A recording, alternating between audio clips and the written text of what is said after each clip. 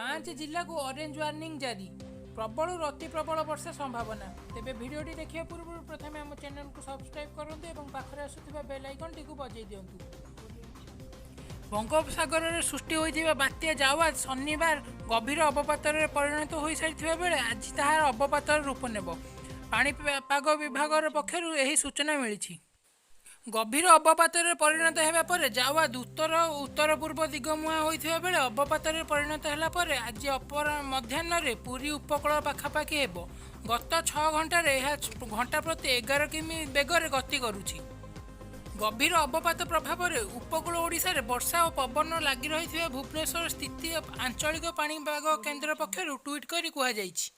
राज्यर 5टी जिला को ऑरेंज वार्निंग जारी कर जिला गुड़िक हूँ मयूरभंज, बालेश्वर, भद्रक, केन्द्रापड़ा और जगतसिंहपुर। यही सबू जिले में आज प्रबल अति प्रबल वर्षार संभावना रही। सेहीपरि राज्य में 7टी जिला को येलो वार्निंग जारी कर पाणीपाग विभाग से जिला गुड़िक हूँ केन्दुझर, अनुगुल, ढेंकानाल, कटक, जाजपुर, खोर्धा और पुरी। यही जिला गुड़िक प्रबल अति प्रबल वर्षा होबार संभावना रही।